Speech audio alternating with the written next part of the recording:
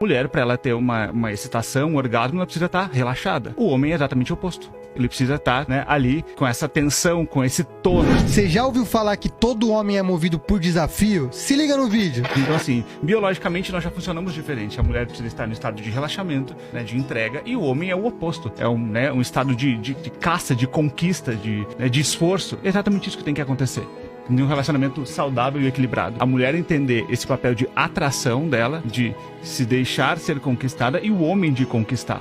Então, quando eu não tenho nada pra conquistar com a Bruna, eu não tenho interesse nela. E se eu não tenho nada pra conquistar com ela, por que eu vou querer ela? Isso é uma coisa, né? Homem é tudo igual.